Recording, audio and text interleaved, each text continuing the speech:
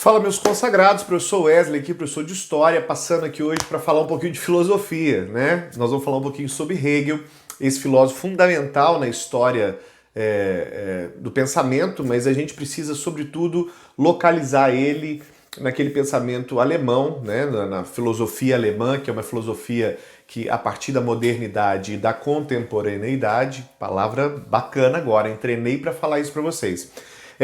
Esse cara vai ser um cara que vai ter uma influência muito grande. A gente vai dizer que o Hegel é um cara que ele é idealista, né? Vai ser o idealismo hegeliano.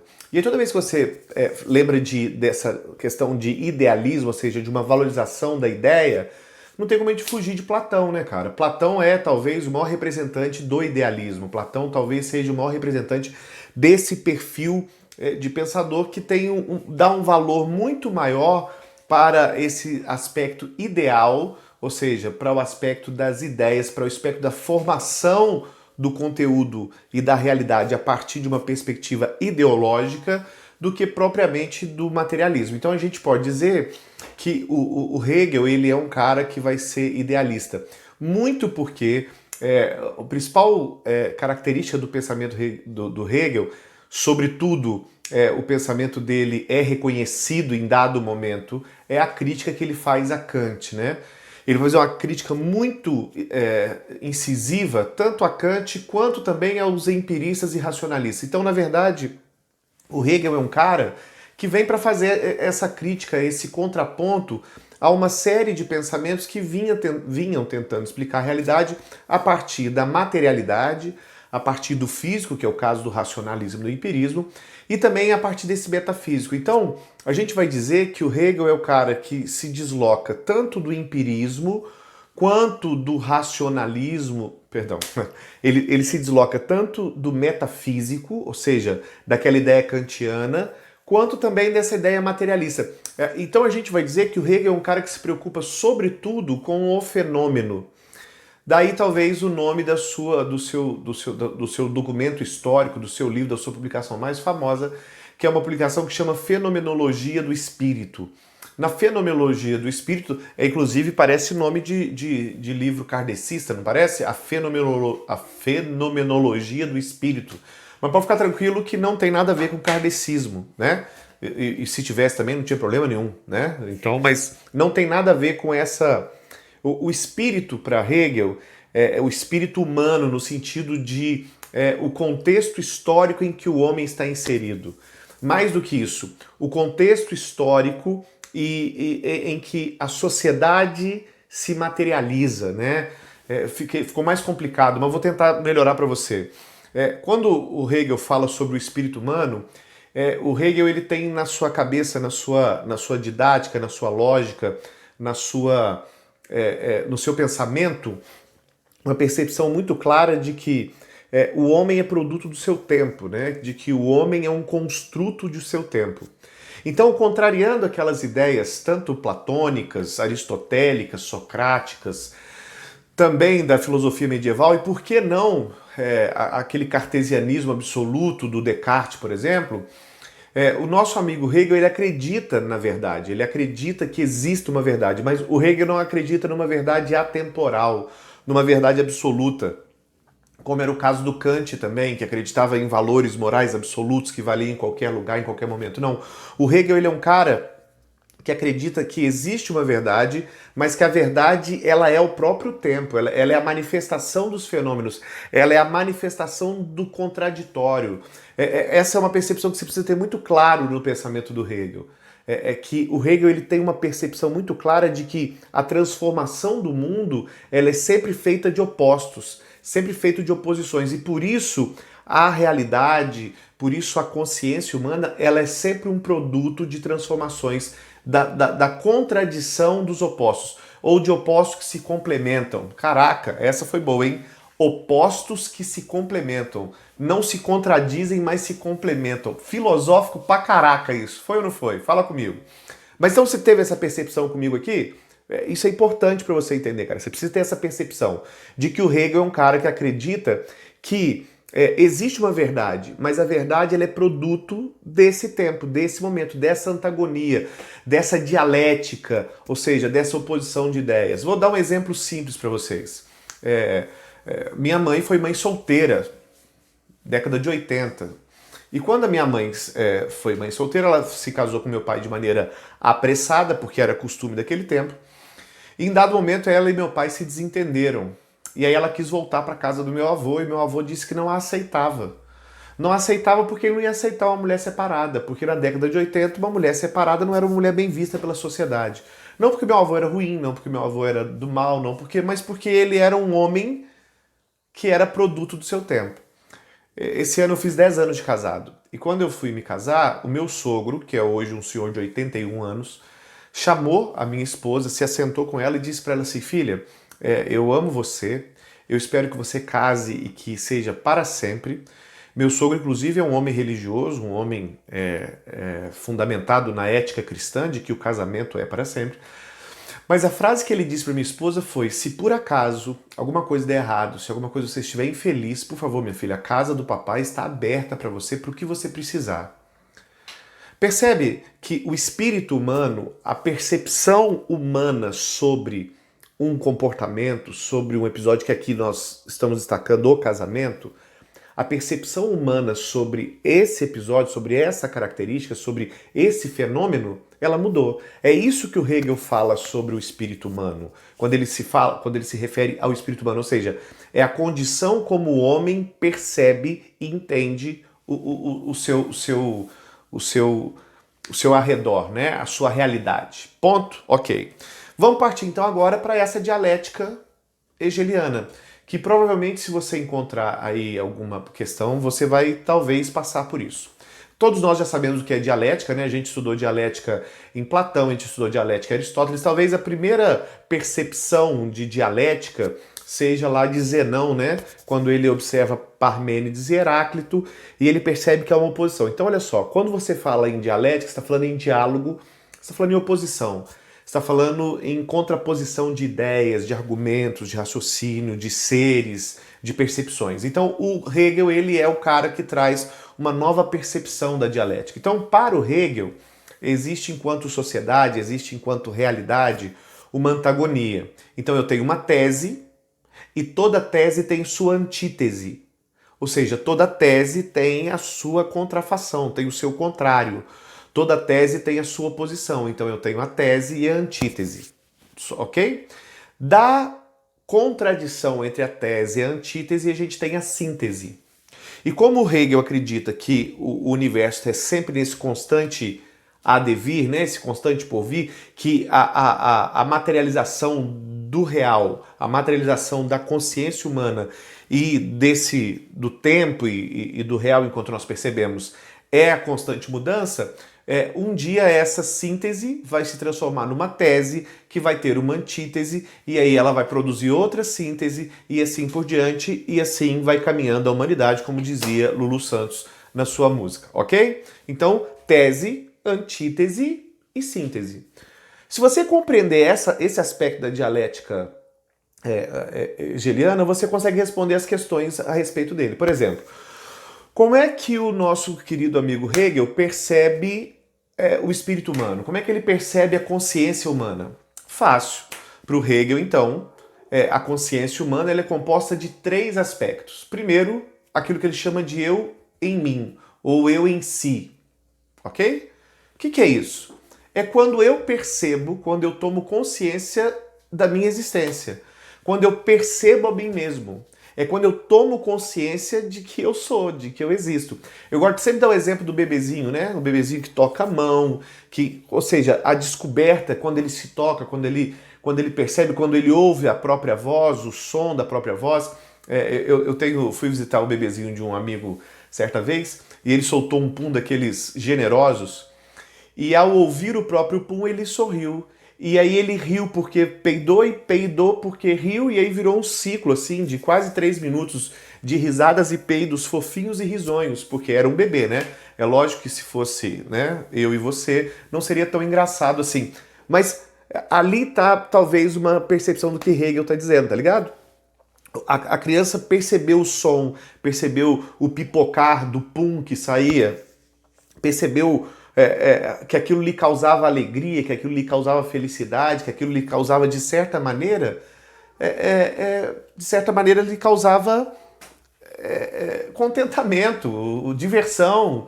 E o simples fato de sentir diversão, de sentir da sensação, né, dessa, uma nova percepção, é a descoberta. Engasguei agora, não engasguei? Não vou editar não, mas eu dei agora uma... Não foi tipo pipocada quando a gente está aprendendo a dirigir, não foi? Então, mas vamos lá.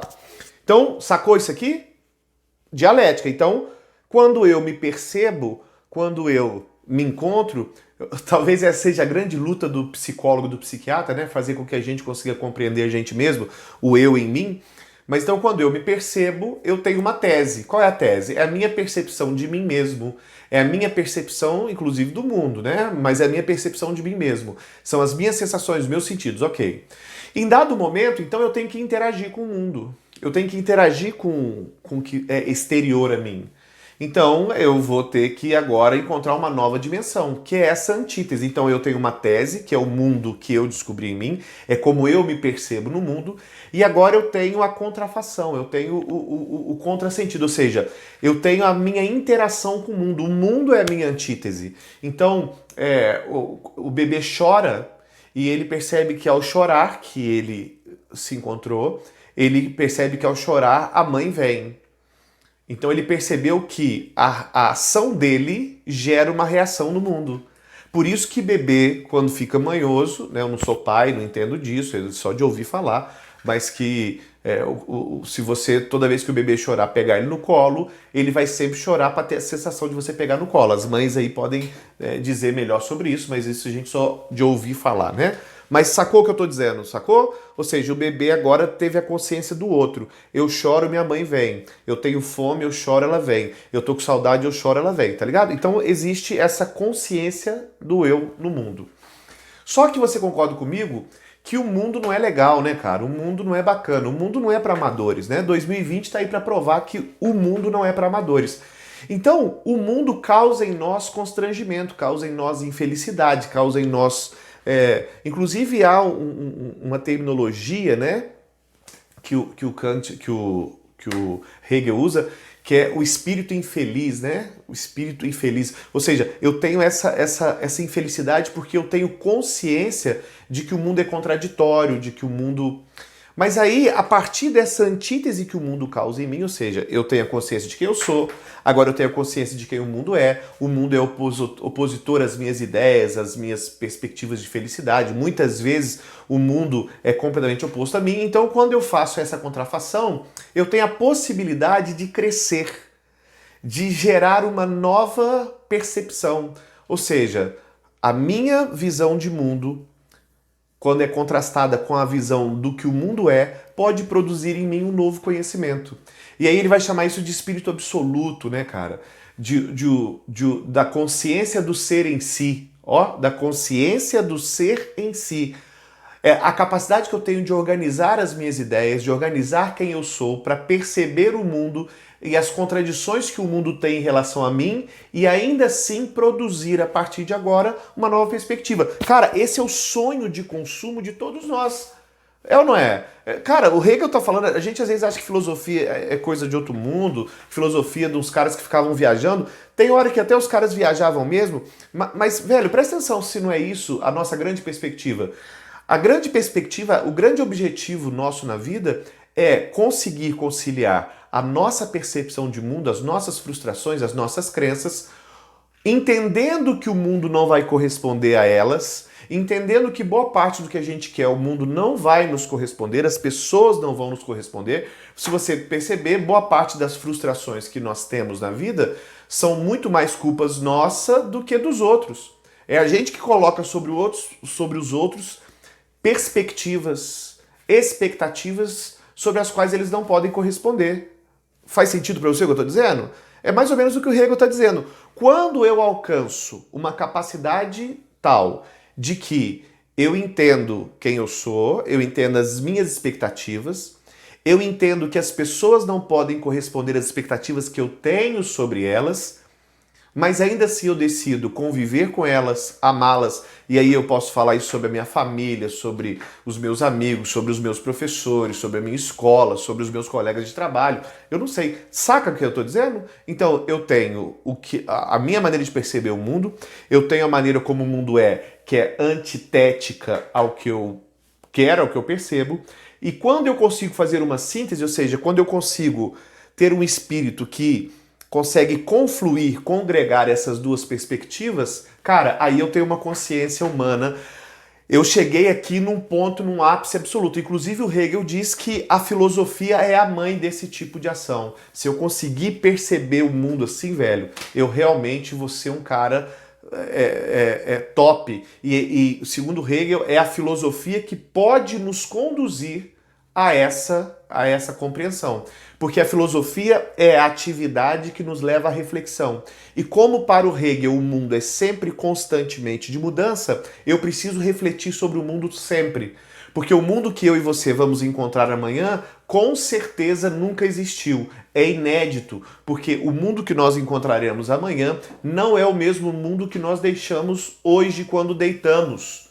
Porque o mundo que nós deixamos hoje, ele deixa de existir no exato momento em que existe um encontro entre a minha tese sobre o mundo, entre a antítese do que o mundo é, e aí vai haver uma síntese, que é a realidade que é provocada o tempo todo. Viajei, eu sei que eu viajei, mas segura aí que dá para nós, ok? Então, dialética hegeliana, tese, antítese e síntese.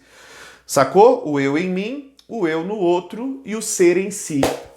Top! Pô, bacana, beleza? Vou dar outro exemplo para vocês.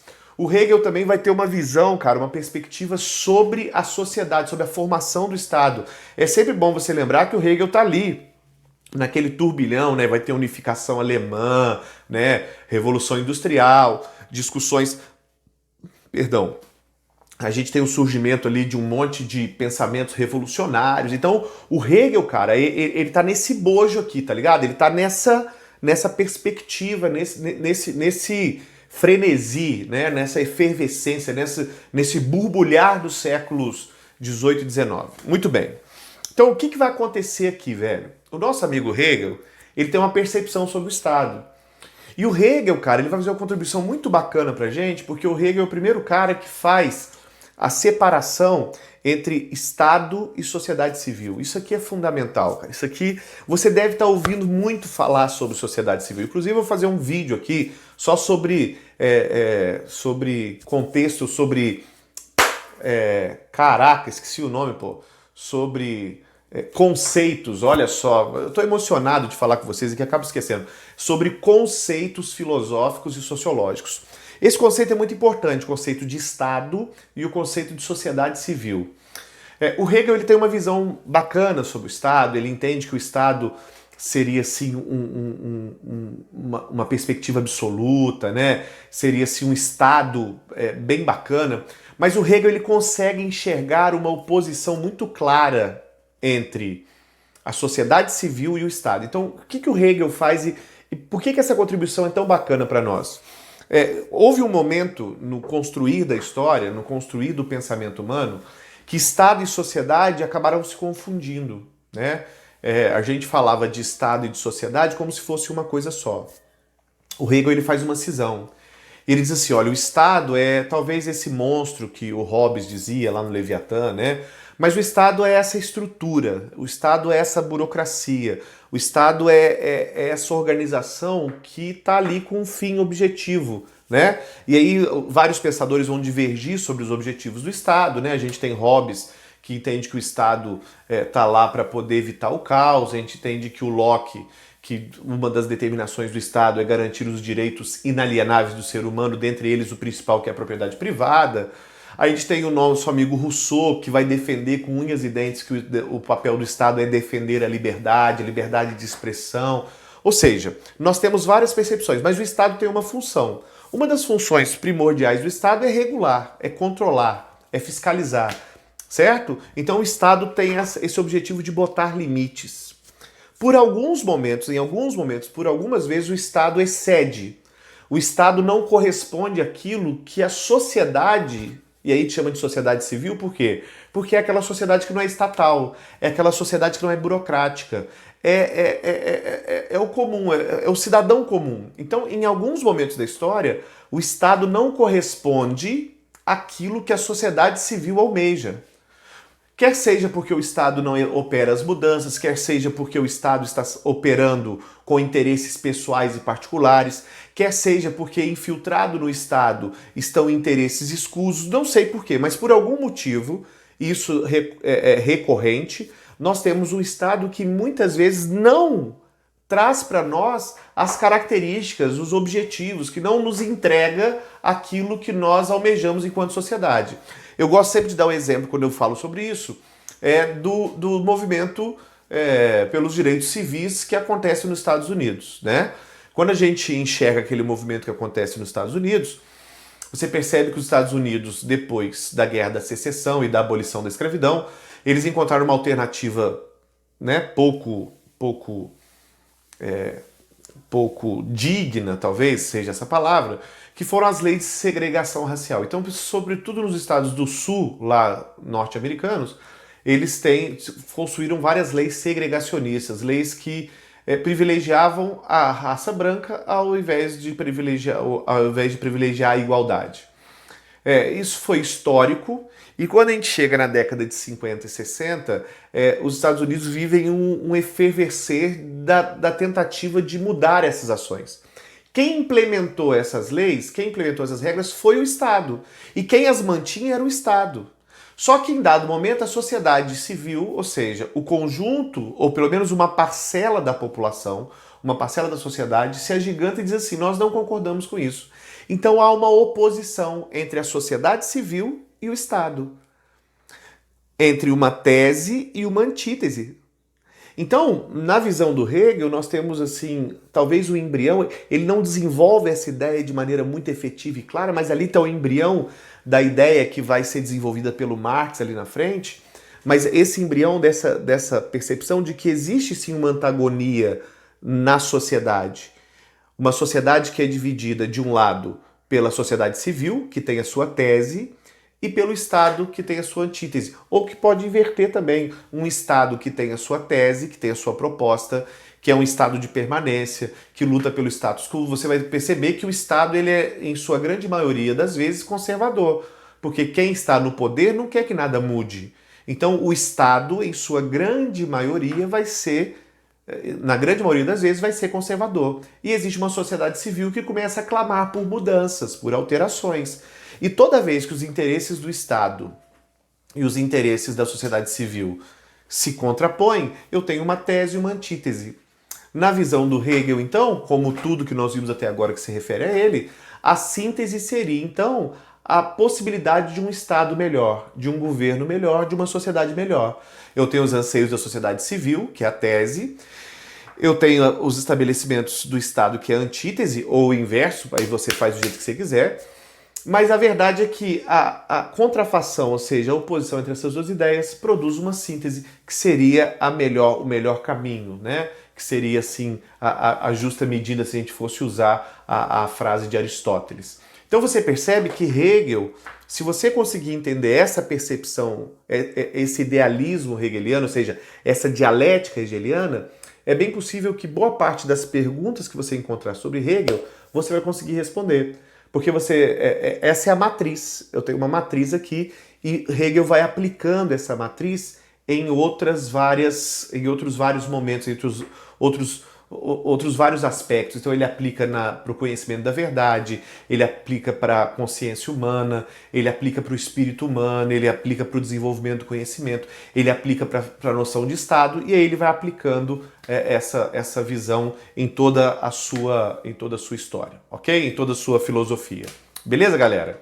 Então eu espero que tenha ajudado você, tá bom? Eu vou fechar por aqui. Se você tiver alguma dúvida, alguma questão, coloca aí nos comentários, na medida do possível a gente vai respondendo. Mas é sempre uma alegria falar com vocês. Espero que tenha ajudado. Um abraço, Feliz Natal e próspero Ano Novo para você.